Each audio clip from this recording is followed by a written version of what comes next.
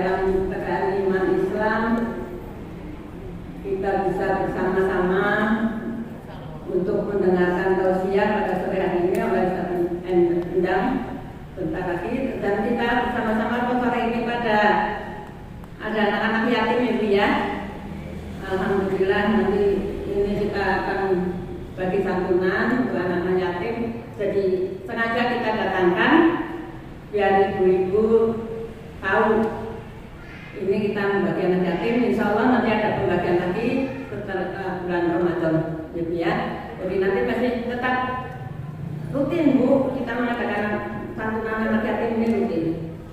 Insya Allah jadi setiap bulan ibu bisa memberikan santunan tiap bulan lagi ada rezeki gitu, bisa dititipkan sama Bu Zakaria gitu ya. Terima kasih pada pengajian pada hari ini kita akan diisi oleh Ustaz Endang. Mari kita buka bersama-sama dalam bacaan basmalah. Bismillahirrahmanirrahim.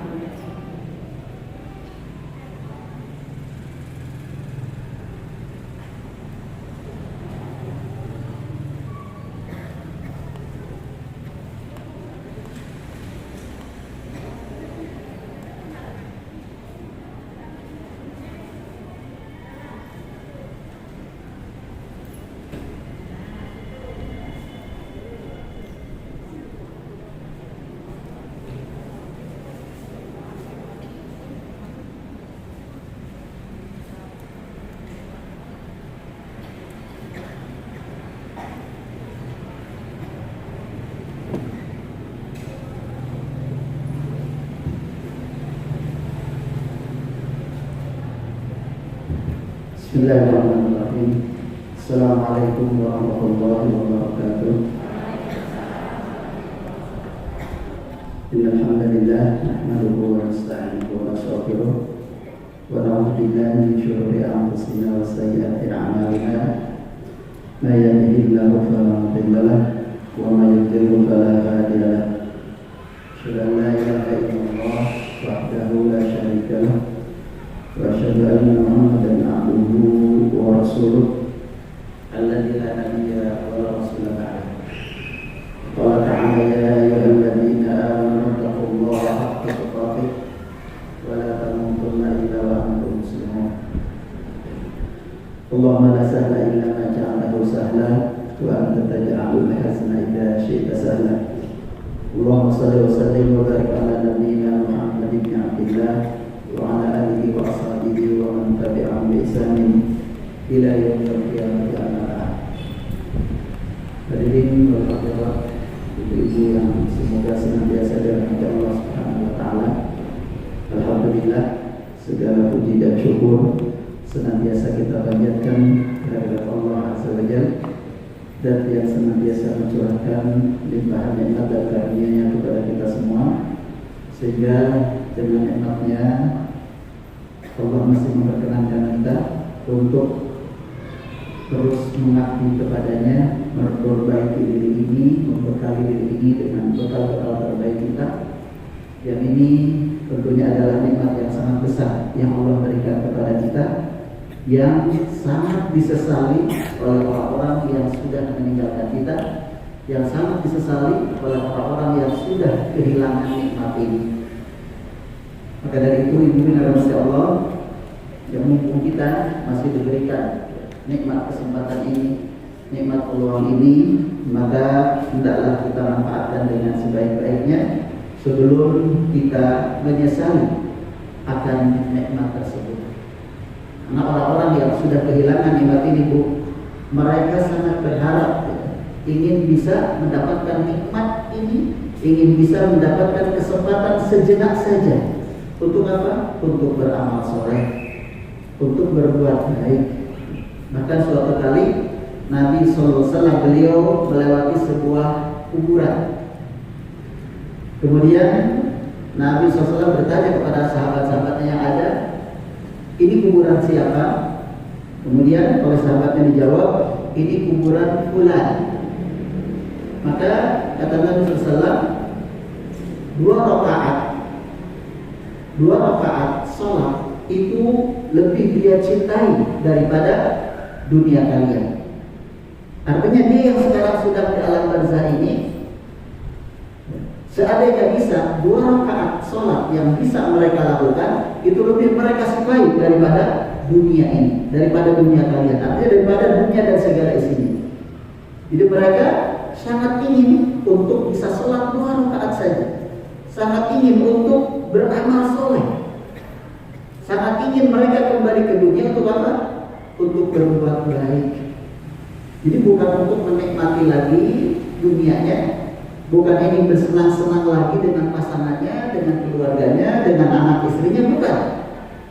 Yang mereka inginkan adalah amal soleh. Nah, itu dulu dia berkata Allah. Kita sekarang ini dalam posisi yang sangat mereka inginkan, dan ini tentunya adalah nikmat yang sangat besar. Maka jangan sia-siakan nikmat ini. Maka keberadaan kita di tempat ini sungguh ini adalah nikmat yang istimewa, nikmat yang tidak Allah berikan kepada semua hamba-Nya. Maka bersyukurlah kepada Allah yang telah memberikan nikmat yang sangat luar biasa ini. Kemudian salawat dan salam semoga tetap tercurah limpahkan kepada panutan kita, tauladan kita, Nabi kita, Nabi Muhammad sallallahu alaihi wasallam, kepada semua keluarganya, semua sahabatnya, dan semua pengikutnya yang setia mengikuti ajaran dan syariatnya sampai hari kiamat nanti. Ibu bin dari Allah SWT, dalam kesempatan yang baik ini, insyaallah kita akan melanjutkan kajian kita, dan tema kita masih seputar untukmu yang merindukan surga atau yang berharap surga Allah Subhanahu wa Ta'ala.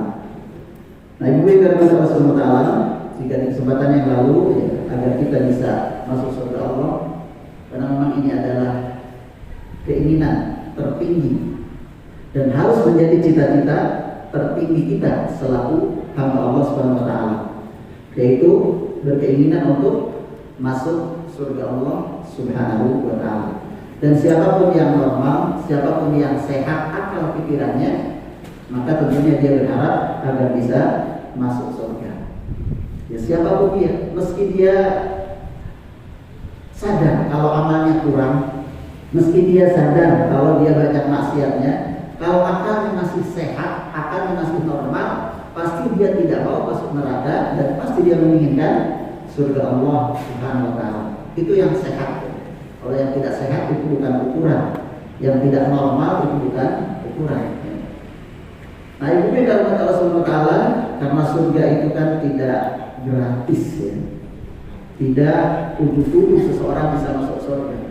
Harus ada usaha, harus ada upaya, harus ada ikhtiar dari masing-masing kita, sehingga Allah bisa memasukkan kita ke dalam surga-Nya. Ibu dalam Allah Subhanahu wa Ta'ala, dari kesempatan yang lalu ya kita sudah menyampaikan bahwa untuk bisa masuk surga Allah Subhanahu wa Ta'ala, yaitu kita hendaklah beriman kepada Allah sebagai Rabb kita, iman kepada Allah dengan segala konsekuensinya, mengimani uluhiyahnya, yaitu kita wajib menyembah kepadanya, beribadah hanya kepadanya, dan tidak boleh memalingkan ya, bentuk-bentuk ibadah kepada selain Allah. Beriman terhadap rububiyahnya, bahwa Allah lah yang mengatur alam ini, yang menciptakan, Allah lah yang menghidupkan dan mematikan, Allah lah yang memberi rezeki, dan seterusnya.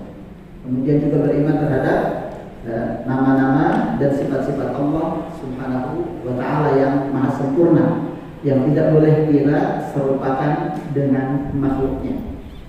Meski ada nama-nama, ada sifat-sifat Allah yang sama dari sisi nama, tapi hakikatnya berbeda. Ya, karena antara Allah dengan makhluknya sangatlah berbeda. Jangankan antara Allah dengan makhluknya, antar sesama makhluk saja bisa berbeda untuk satu nama yang sama. Seperti halnya kaki ya, kaki kita dengan kaki meja kan berbeda. Telinga kita dengan telinga kucing itu kan berbeda, padahal sama-sama telinga gitu kan. Apalagi dengan Allah Subhanahu wa Ta'ala. Begitu pula kaki kita apa dengan kaki gunung. Kita menyebut kaki gunung. Apa sama antara kaki kita dan kaki gunung? Tentunya berbeda. Ya apalagi dengan Al-Khaliq, dengan Allah Azza wa Jalla. Meski ada kesamaan ya, dalam nama, tapi bukan berarti itu sama pada hakikatnya. Ya. Dan itu semua nama dan sifat Allah ya, yang terdapat di dalam kitab Allah, yang terdapat di dalam sunnah-sunnah Nabi-Nya yang sahih, maka wajib kita beriman dan menetapkan apa adanya. Ya, menetapkan apa adanya tanpa kita menyerupakannya dengan makhluk. Kemudian juga ya, kita harus ridho dengan Islam sebagai agama kita. Jadi kita harus mengenal Allah, mengenal agamanya, dan juga mengenal Nabi-Nya Sallallahu Alaihi Wasallam. Kita mengenal 3 fondasi ini. Ketika kita sudah mengenalnya, kemudian beriman dengan baik, dan kita mengamalkan segala ajarannya, maka insya Allah kita akan masuk surga Allah Subhanahu wa Ta'ala. Ketika kita sudah beriman kepada Allah dengan benar, mengikuti Nabi-Nya Sallallahu Alaihi Wasallam, kita mengenal agamanya dengan baik dan mengamalkannya, maka insya Allah ini modal kita untuk bisa masuk surga Allah Subhanahu wa Ta'ala, dan modal kita untuk bisa lolos saat diperiksa di tempat pemeriksaan pertama, yaitu di alam barzakh. Karena nanti di alam barzakh kita akan ditanya 3 hal saja, yaitu apa? Siapa Tuhanmu, apa agamamu, dan siapa nabimu. Itu yang nanti akan diujikan kepada kita di alam barzakh. Kalau kita lulus bisa menjawab 3 pertanyaan itu, maka insya Allah setelahnya akan lebih mudah lagi dan tanda bahwa kita bakal masuk surga Allah Subhanahu wa Ta'ala. Dan untuk bisa menjawab 3 pertanyaan tadi dengan lancar, dengan benar, maka kita harus persiapkan selama kita berada di dunia ini. Tentunya persiapannya bukan hanya menghafal seperti hanya anak TK gitu kan, seperti hanya anak-anak kecil, Tuhan Allah, agama Islam, Nabi Muhammad, bukan hanya itu. Tapi kita harus mengenal ajarannya, mengenal ajaran Allah itu apa, mengenal Nabi Muhammad SAW dengan ajarannya, juga mengenal syariat keduanya, mengenal agamanya, dan itu yang akan menghantarkan kita bisa menjawab pertanyaan-pertanyaan saat di alam barzakh, di pemeriksaan pertama, pos pemeriksaan pertama di alam barzakh. Dan ini menjadi ujian kelulusan kita. Saat kita lolos di sana, maka yang setelahnya akan lebih mudah lagi. Sebaliknya, kalau kita tidak bisa lolos, kalau kita tidak bisa jawab di alam barzakh, maka yang setelahnya akan lebih berat lagi. Ibu Binti Allah Subhanahu wa Ta'ala, itu yang sudah kita sampaikan pada kesempatan yang lalu. Nah, berikutnya Ibu Binti Allah, agar kita bisa masuk surga Allah Subhanahu wa Ta'ala, maka tentunya kita harus menjalankan apa yang dipesankan oleh baginda Nabi Sallallahu Alaihi Wasallam. Di dalam salah satu hadisnya, Rasulullah Sallallahu Alaihi Wasallam bersabda, "Idza shallatil mar'atu khamsaha wa shamat syahraha wa hafizat farjaha wa ata'at zawjaha qila laha udkhulil jannah min ayyil abwabi syi'ti." Disebutkan di sini, hadis ini diriwayatkan oleh Imam Ibnu Hibban dan juga Imam Ahmad dari Abu Hurairah radhiyallahu anhu, dan hadis ini disahihkan oleh Imam Al-Albani rahimahullah dalam kitab Al-Jami' As-Sahih. Dalam hadis ini Rasulullah SAW bersabda, "Idza shallatil mar'atu khamsaha." Jika seorang wanita salat yang 5 waktu, salat yang fardu, wa shamat syahraha, dan puasa pada bulan Ramadan, wa hafizat farjaha, dan dia menjaga kemaluannya, wa ata'at zawjaha, dan dia mentaati suaminya, qila laha, maka dikatakan kepadanya, udkhulil jannah min ayyil abwabi syi'ti. Silahkan kau masuk surga dari pintu mana saja kau suka.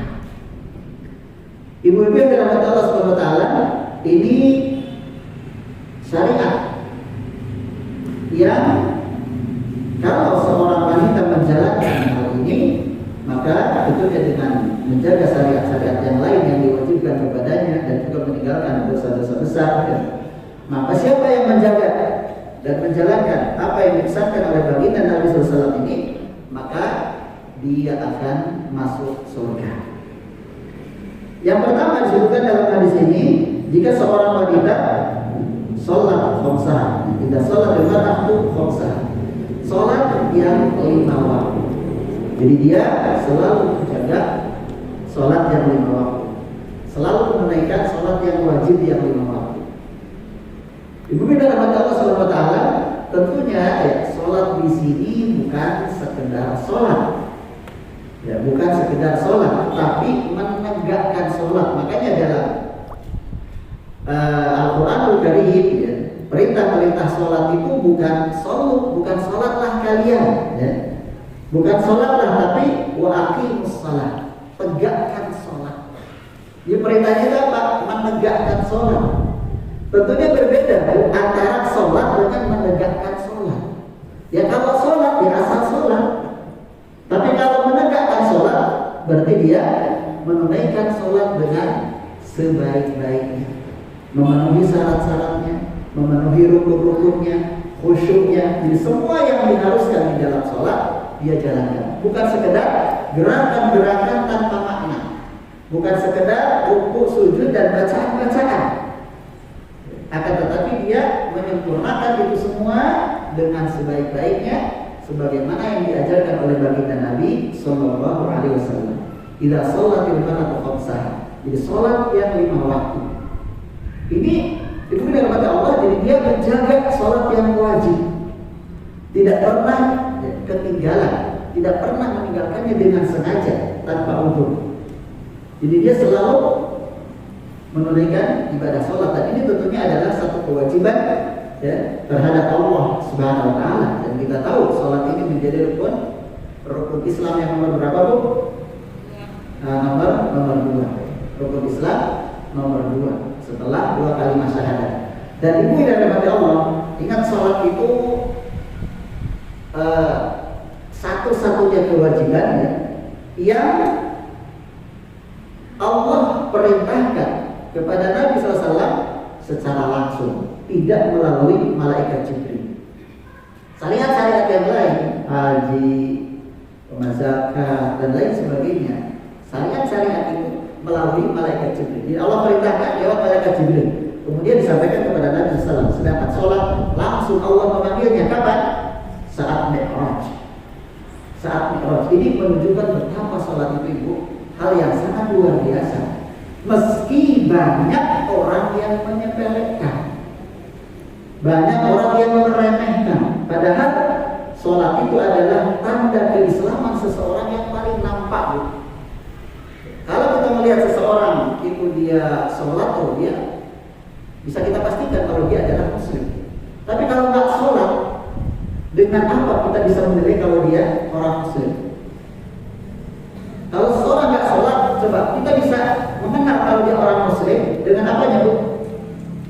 Dengan KTP-nya. KTP-nya bisa di dompet, nggak kelihatan. Tapi sholatnya kan gerakan-gerakan sholat yang dia lakukan, kita bisa pastikan kalau dia orang muslim. Dia orang yang beragama Islam, karena itu kewajiban. Nah kalau tidak sholat, terus dengan apa kita bisa mengenal kalau dia muslim? Dengan pecinya, dengan baju pokoknya. Ya sekarang ini banyak orang yang nggak sholat tapi pakai peci, pakai baju koko, tapi nggak sholat. Maka nggak bisa dipastikan kalau dia adalah muslim.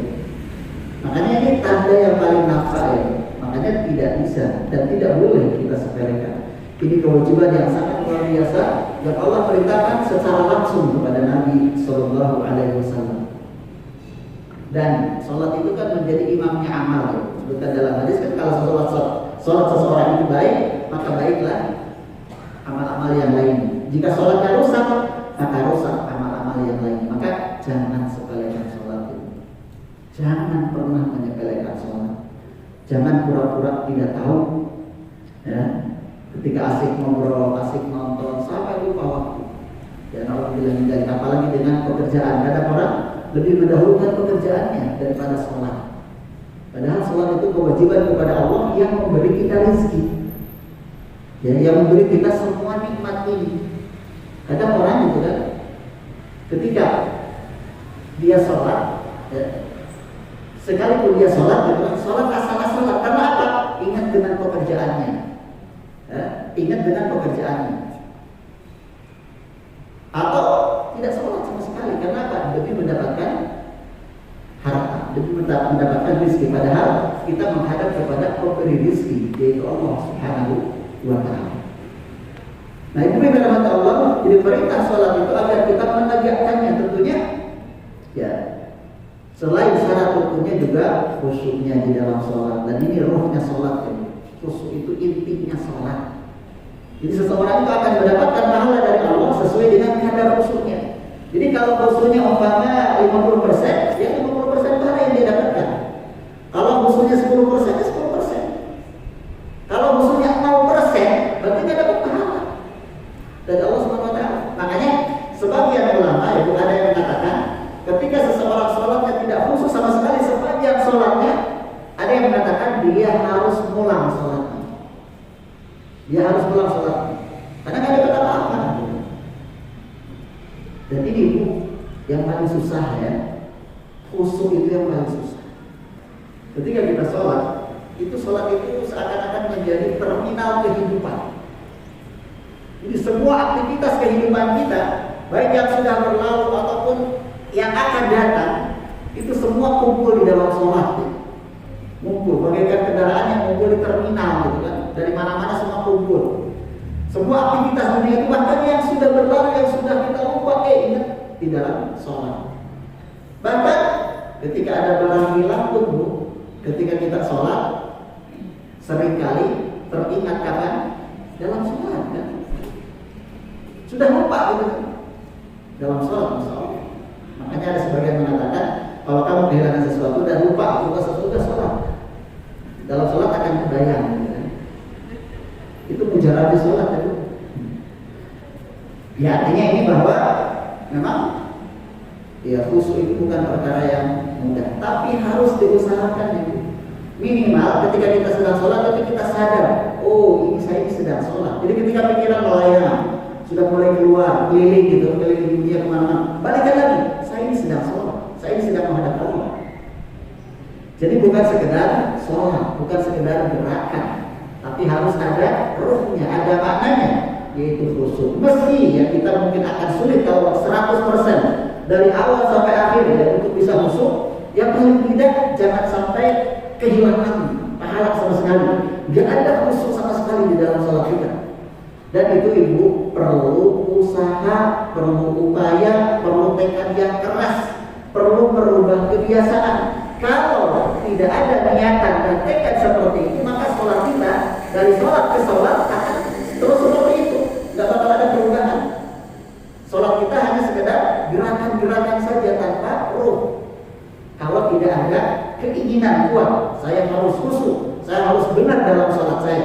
Kalau nggak ada keinginan itu, maka sulit, ya, untuk bisa khusyuk. Dan ini harus terus diusahakan, Ibu. Bahkan kata Nabi SAW, kalau kamu sholat, anggaplah bahwa ini adalah sholat perpisahan, sholat terakhir kamu. Artinya setelah ini kamu nggak bakal sholat lagi.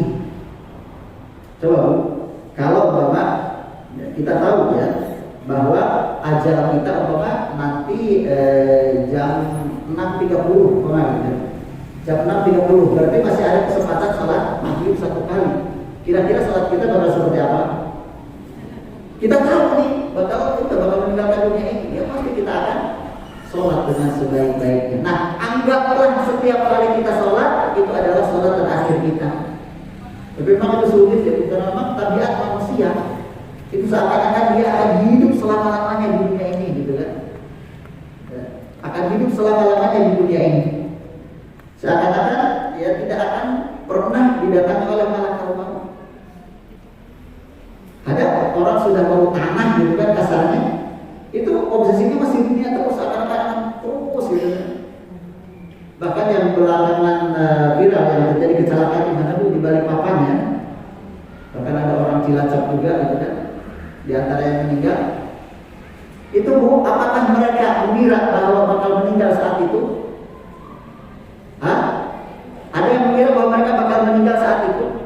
Gak ada, Bu. Sama dengan kita, gitu kan? Sama dengan kita pikirannya bahwa mereka gak bakal meninggal saat ini, gitu kan? Sama dengan ibu, dengan saya, dengan semuanya. Gak ada yang menyadari bahwa dia bakal meninggal saat itu. Nah, maka demikian pula kita tidak pernah tahu, maka jangan pernah berangan-angan kita akan hidup selama-lamanya. Jangan pernah kita berpikiran bahwa kita akan terus hidup di dunia ini. Akan tetapi kita bakal mengakhirinya. Nah, jadikan setiap sholat kita seakan-akan sholat terakhir kita. Sekali lagi, jangan pernah meremehkan sholat. Tentunya ketika yang bagi ibu-ibu, kecuali ketika sedang bulan, sedang haid, maka itu tidak boleh. Itu tidak boleh. Biasanya ya seringkali sholat itu kan diremehkan, ya. Sholat itu hal yang sepele, padahal itu akan menjadi hal yang sangat berharga, sangat kita inginkan setelah kita meninggalkan dunia ini. Makanya tadi juga disampaikan, kalau kita sudah meninggal baru tahu kehidupan sholat. Ingin kembali ke dunia untuk sholat 2 rakaat saja untuk menambah amal sholat kita. Nah, sekarang ini kita masih diberi kesempatan oleh Allah untuk bisa melakukan apa yang kita inginkan, maka lakukan. Jadi itu yang pertama ya Bu, disebutkan di hadis ini. Jadi jika dia menunaikan sholatnya yang 5 waktu. Kemudian wasomat syahroha, puasa di bulannya, artinya puasa di bulan Ramadan. Jadi tiba waktunya puasa, dia pun berpuasa dengan baik, ya. Menjalankan puasa, ya, kecuali dia ada uzur. Kalau sedang haid sama kan, kalau haid dan haid tidak boleh puasa dan tidak boleh sholat. Hanya saja kalau puasa wajib ditobok di hari-hari yang lain. Karena ibu-ibu yang punya kewajiban tobok di bulan ya Ramadan yang kemarin ini untuk segera ditobok. Adapun sholat tidak wajib ditobok. Jadi selama haid sholat tidak wajib ditobok. Kecuali yang disebutkan para ulama itu di awal dan akhir gitu. Di awal dan akhir haid. Seperti apa? Umpama gitu kan. Ibu datang haid jam 2. Katakanlah jam 2 siang datang haid. Ibu kan belum sholat. Umpama ibu belum sholat zuhur. Belum sholat zuhur sudah datang haid. Sudah datang haid jam 2. Maka sebagian ulama mengatakan berarti wajib mengqadha sholat zuhur. Bahkan menurut sebagian ulama ada yang mengatakan juga dengan sholat asar, gitu kan? Seperti itu. Atau ibu suci, umpama suci dari haid, katakanlah jam 4 ini, umpama setengah 5 ini suci dari haid. Nah, suci dari haid berarti ibu wajib sholat asar, ya, wajib sholat asar setelah bersuci. Nah, menurut sebagian ulama juga dengan sholat zuhur, ya. Menurut sebagian ulama, tapi sebagian mengatakan bahwa yang kuat, yang rajih atau yang kuat hanya berkewajiban untuk sholat asar saja. Ketika umpama ibunya katakanlah sucinya menjelang maghrib, tapi masih di waktu asar, ibu mandinya mau sampai 2 jam setengah, bersih segala macam sampai tiba waktu maghrib. Nah, tiba waktu maghrib, katakanlah dari sekarang suci setengah 5 ya, setengah 5 suci. Oh, mandi berjam-jam gitu kan. Sampai tiba waktu maghrib, maka dia wajib untuk sholat asar. Karena dia sudah suci di waktu asar. Nah, hanya itu, dia hanya sekitar itu awal dan akhir saja. Adapun di tengah-tengah sedang haid itu tidak sholat dan tidak boleh sholat. Tidak boleh sholat, bahkan tidak boleh pura-pura sholat. Tidak boleh pura-pura sholat karena itu haram bagi wanita yang sedang haid. Jadi tidak boleh sholat, tidak boleh berpuasa. Bedanya kalau puasa wajib diqadha, kalau sholat tidak, kecuali yang tadi. Kemudian diberikan oleh Allah yang ketiga, wahafidhal farjaha, menjaga kemaluannya. Maksudnya menjaga kemaluannya dari hal-hal yang diharamkan. Jadi dia hanya berhubungan dengan pasangannya yang sah, dengan suaminya. Maka ini jangan diberikan kepada siapapun ya. Kepada siapapun dia, karena itu adalah jalan menuju surga Allah Subhanahu wa taala. Jadi seorang wanita yang menjaga kemaluannya. Kemudian wa ata'at zaujaha. Yang keempat, dan dia taat terhadap suaminya. Taat terhadap suaminya. Jadi seorang wanita yang mentaati suami. Nah, ibu yang dirahmati Allah, perlu menjadi catatan kita bahwa seorang wanita jika dia sudah punya suami, maka suaminya harus didahulukan ketimbang kedua orang tuanya. Padahal kita tahu ya, taat kepada orang tua itu adalah hal yang wajib, harus. Tapi ketika seorang sudah bersuami, dan ketika itu berbenturan, maka taat kepada suami itu didahulukan daripada kedua orang tuanya.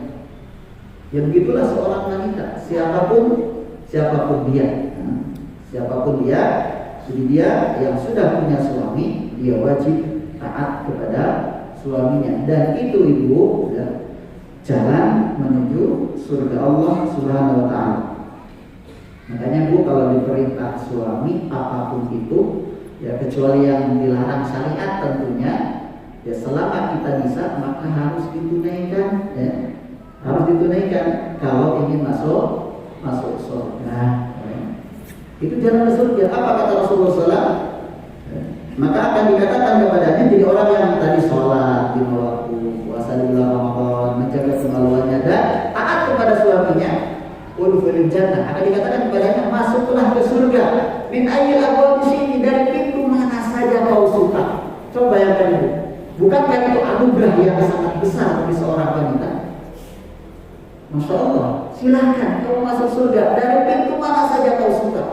Itu satu anugerah dari Allah Subhanahu wa Ta'ala bagi wanita-wanita yang tadi. Coba, tidak ada ibu-ibu ingin seperti ini? Silahkan masuk surga lewat pintu yang mana saja. Masya Allah. Dapat surga itu ada berapa pintu? Berapa? 7 apa 8? 8. Ada 8 pintu. Masya Allah. Jadi silahkan masuk lewat pintu mana saja. Silahkan, mau pintu ini, mau pintu itu, mau pintu manapun. Ya, mau pintu manapun. Padahal di dalam hadis disebutkan lewat bakti kepada orang tua, al-walidu awsatu abwabil jannah. Kata Nabi sallallahu. Jadi orang tua itu adalah pintu surga paling tengah. Jadi jalurnya, ya, orang yang berbakti kepada orang tua itu jalur surga pintu yang tengah, gitu kan? Yang tengah. Tapi seorang istri yang berbakti yang baik kepada suaminya dan juga menjalankan hal-hal yang tadi selainnya, Masya Allah, dipersilahkan lewat pintu yang mana saja kalau dia suka, gitu kan? Ini kan luar biasa, ya?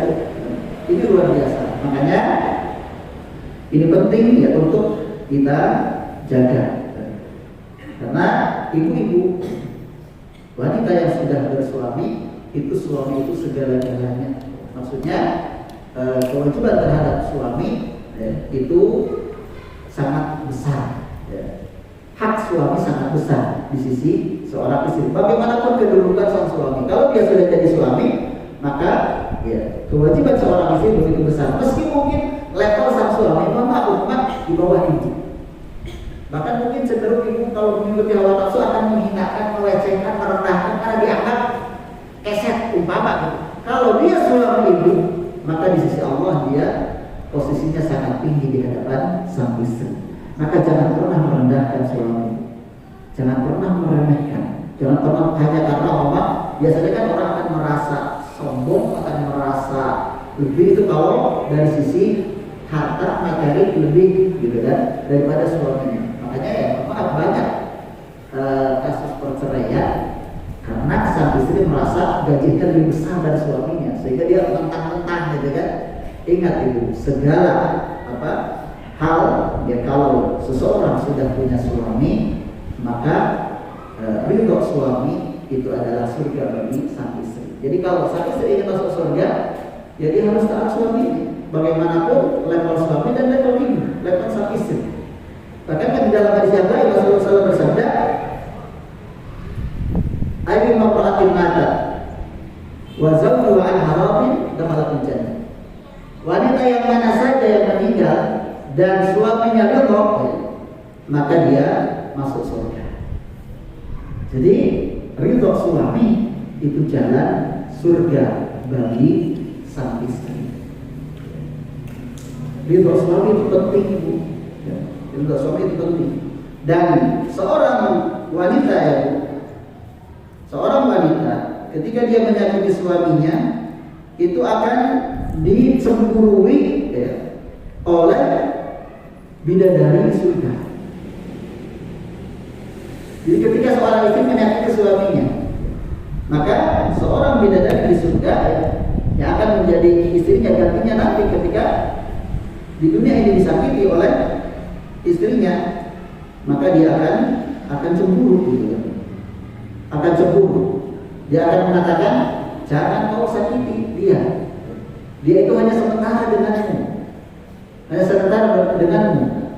Dia akan kembali kepadaku. Artinya akan bersamaku nanti.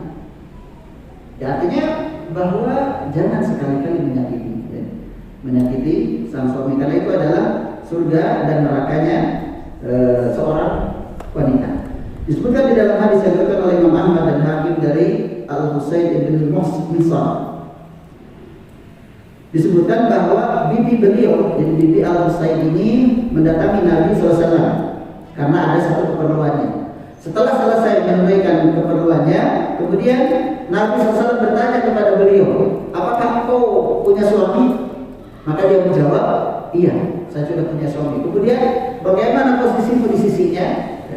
Bagaimana apakah kau selalu menunaikan kewajiban-kewajiban terhadapnya, selalu menunaikan hak-haknya? Kata dia, iya, saya berusaha untuk menunaikan hak-hak dia kalau saya mampu.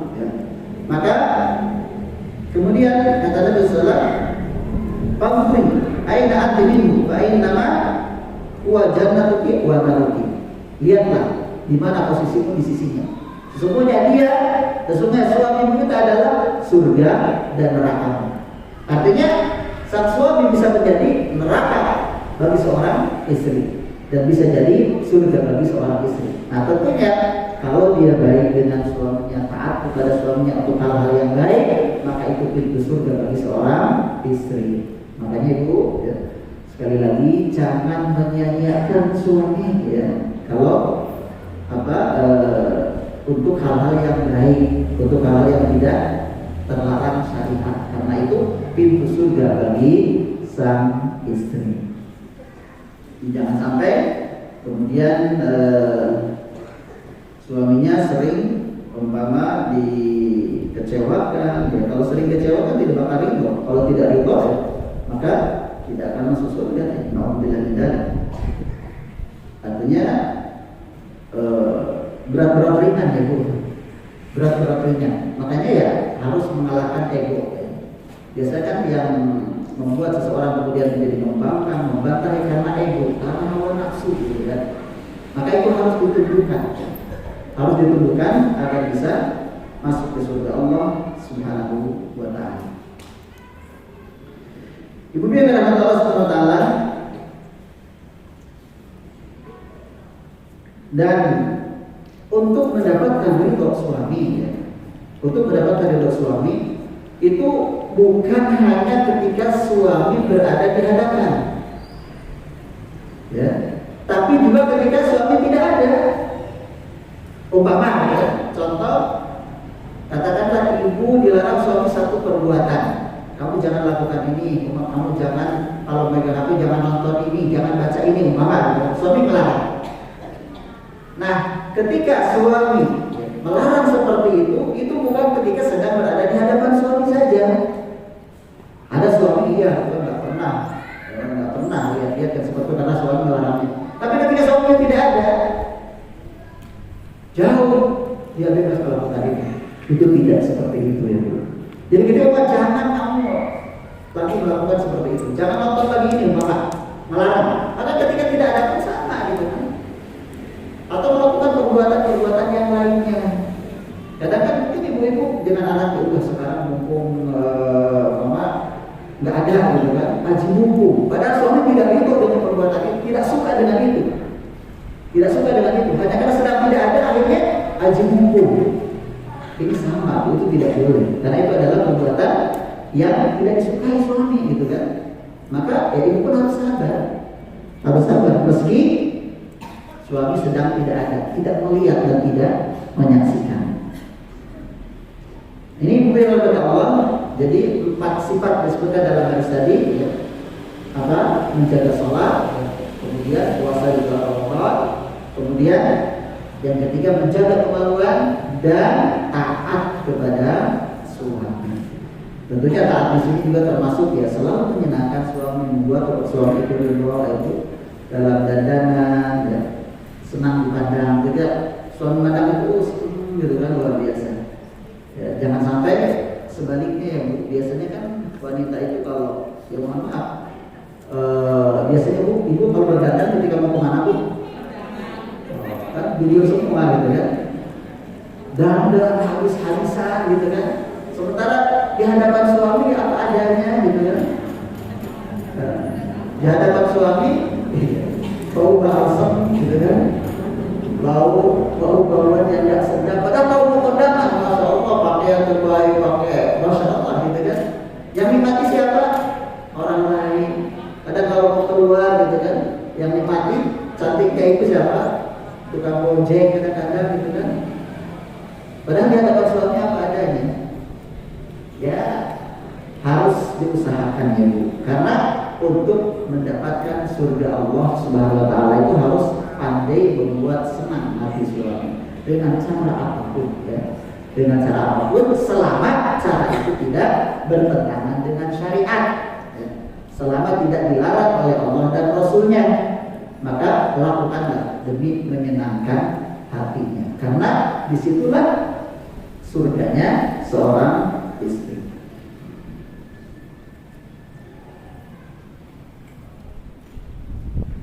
Jangan sampai kemudian ya di hadapan suami malah suaminya bilang apa Bu? Habis berdandan malah alhamdulillah atau astagfirullah gitu kan.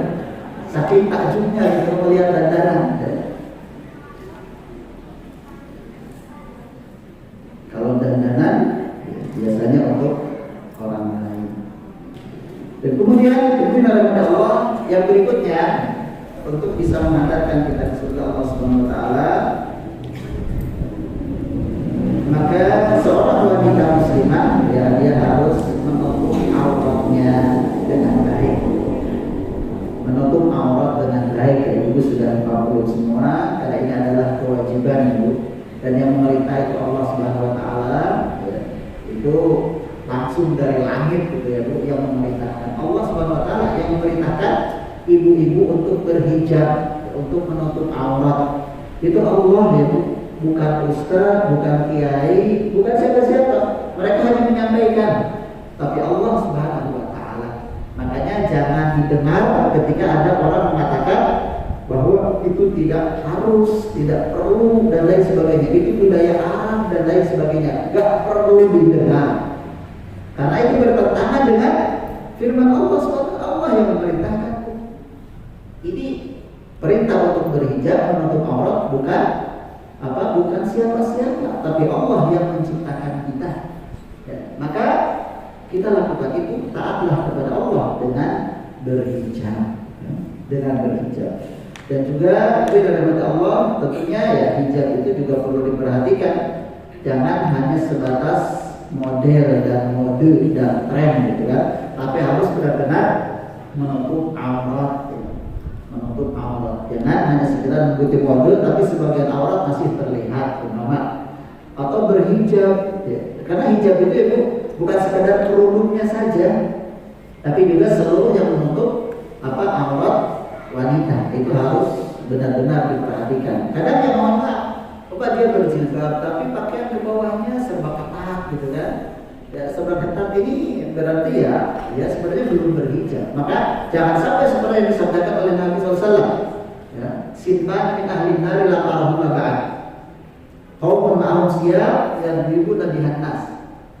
Wa nisa'un kasiyatun ariyah, ma'ilatun mumilah. Ru'usuhunna ka'asmatil muftil ma'ilah. La yadkhuluna al-jannah wa la yajidna rihaha. Wa inna rihaha la yujad bi masirati kada wa kada. Nabi SAW bersabda, ada 2 golongan penduduk neraka. yang saya belum pernah melihat sebelumnya, kata Nabi SAW. Yang pertama adalah kaum yang memegang camatik yang selalu memukul manusia karena orang yang zalim.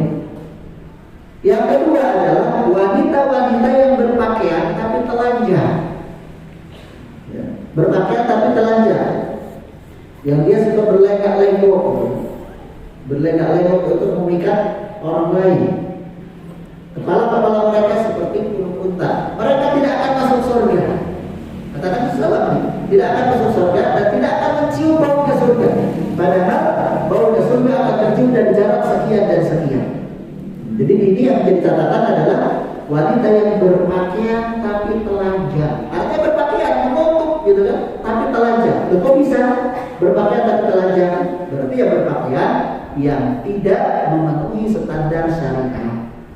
Berpakaian tapi telanjang artinya kainnya menutup badannya tapi masih menampakkan lekuk-lekuk tubuh ketat. Ya, itu kan berpakaian tapi telanjang. Atau berpakaian tapi bahannya kurang. Bahannya kurang. Bapak pakaian mestinya untuk bayi 7 bulan dipakai anak 17 tahun. Dia nggak cukup gitu kan. Hanya masih menampakkan sebagian Allah. Dan itu ya berpakaian tapi telanjang. Atau transparan dan seterusnya dan seterusnya. Nah ini rahmat Allah yang perlu diperhatikan ya. Harus kalau punya putri juga dilatih untuk selalu menutup aurat. Tapi yang lucu kadang-kadang ya Bu, ada seorang tua gitu kan, orang tua dia ngantar anaknya TK, putrinya ke TK, putrinya berjilbab rapi, tapi ibunya yang ngantar, masya Allah gitu kan. Ya, padahal kan kalau putrinya itu tidak wajib dan belum wajib, ibunya yang wajib gitu kan. Malah anaknya masya Allah ya bagus gitu kan rapi, tapi ibunya yang ngantar. Ya mohon maaf kalau ada ibu yang tersinggung, mudah-mudahan tersinggung kalau ada. Karena memang wajib kalau bagi ibu yang sudah dewasa gitu kan. Kalau putrinya ya sekalipun tidak ya nggak berdosa gitu kan, karena masih kecil belum wajib. Ya kadang-kadang ya terjadi hal-hal yang lucu seperti itu gitu kan. Padahal Bu yang memerintahkan wanita untuk berhijab itu adalah Allah yang menciptakan kita, yang memberi kita kehidupan dengan segala fasilitasnya. Maka itu wajib untuk kita taati. Ya, kita wajib taati karena itu perintah Allah. Jangan kemudian kita terpengaruh dengan ocehan sebagian orang terlebih belakangan ini yang mengatakan bahwa jilbab tidak wajib. Ya sudah jangan dihiraukan Bu. Itu karena memang kata Nabi SAW ya di akhir zaman ini bakal ada dai-dai yang menyeru kepada pintu neraka. Bakal ada dai-dai yang menyeru kepada pintu neraka. Ini harus hati-hati gitu kan. Sekarang ini banyak ya. Banyak. Ya mereka orang pintar, bukan orang bodoh gitu kan. Orang-orang pintar, bahkan orang-orang dalam tanda petik paham agama, ngerti agama, tapi kemudian karena kepandaiannya ya, dia menyeru kepada umat ya, kepada orang-orang ke pintu neraka ya. Alhamdulillah. Dan itu berbahaya, makanya itu harus waspada, harus berhati-hati. Jangan hanya karena melihat dia kan ilmunya hebat, dia kan profesor, doktor dan seterusnya. Kalau dia bertentangan dengan firman Allah dan sabda Nabi SAW yang benar, yang sahih, maka kita wajib untuk menolaknya, siapapun dia ya, siapapun dia. Begitu pula terkait masalah ini, maka kita harus beriman bahwa itu adalah perintah Allah dan juga Rasulnya Sallallahu Alaihi Wasallam. Mungkin ada Allah Subhanahu Wa Taala yang mungkin ini yang bisa disampaikan ya untuk kesempatan yang baik ini. Jadi agar bisa masuk surga, jangan lupa salat ya Bu, dan tegakkan, lakukan dengan sebaik-baiknya, khususnya syarat rukunnya, karena itu yang akan membuat salat kita berpahala. Kemudian ketika tiba waktu berpuasa, maka berpuasalah di bulan Ramadan, dan kalau punya tabungan segera ditonjok, karena kita tidak pernah tahu kapan malakal maut akan menjemput kita, akan datang dan mendatangi kita.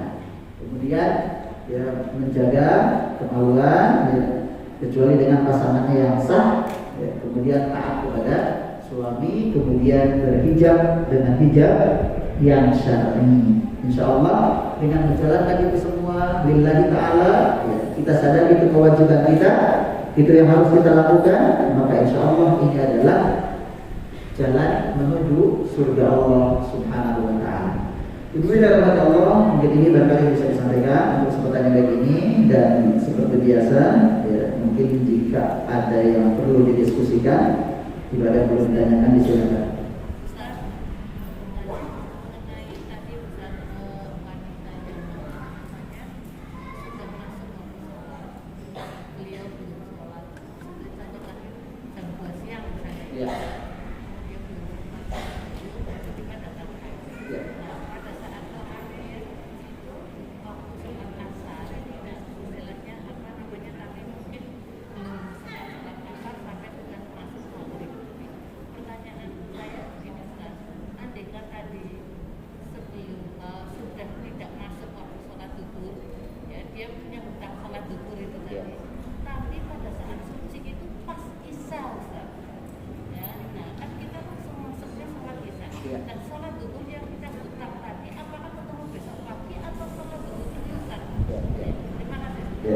Pertanyaan yang bagus.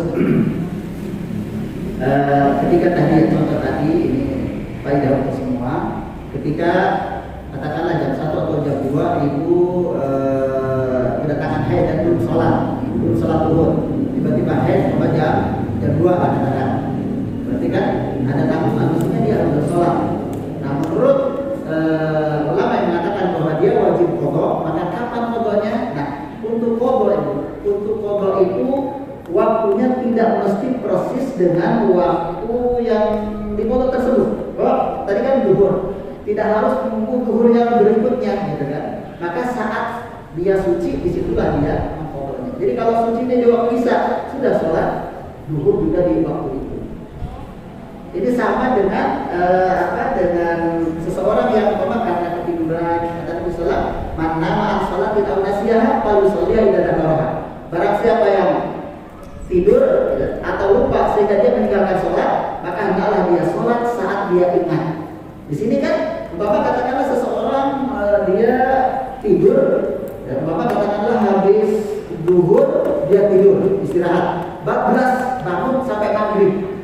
Bapak gitu kan, berarti dia harus dia tadi belum sholat asar, maka sholat asar lah di waktu maghrib. Gitu kan. Jadi tidak harus menunggu asar hari berikutnya, sholatlah saat itu. Atau lupa, tadi saya belum sholat zuhur, sekarang ingat, tadi belum sholat zuhur, maka sholat zuhur sekarang. Dia tidak harus menunggu zuhur berikutnya. Begitu pula dengan yang tadi. Berarti misalnya tadi punya sholat isya ya? Iya. Berarti dia sebelum isya dulu atau dulu? Nah, apakah sholat isya dulu atau sholat zuhur dulu? Nah, jika isyanya masih lama, maka sholat zuhur dulu, karena dia yang sudah ketinggalan. Nah, atau tadi memang maghrib gitu kan, dia sudah sholat zuhur dulu baru sholat maghrib. Kecuali kalau memang kalau di waktu maghribnya mepet, jadi sudah mau isya, sudah maghrib dulu, karena itu adalah yang punya waktu. Maghrib dulu, setelah itu baru sholat zuhur. Allah.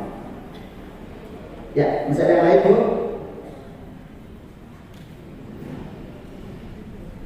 Silakan. Mau.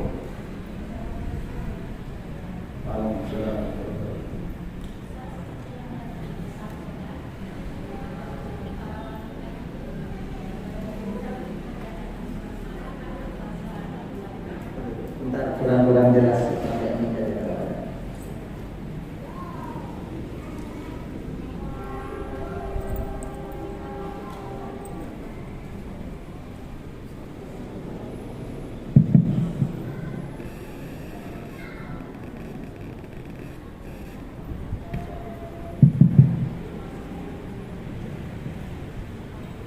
Assalamualaikum warahmatullahi wabarakatuh. Waalaikumsalam warahmatullahi wabarakatuh. Tadi Ustadz menyampaikan bahwa seorang wanita apabila melakukan 4 yang tadi, sholat 5 waktu, puasa, menjaga kehormatan dan mentaati suaminya, dipersiapkan untuk masuk. Ya.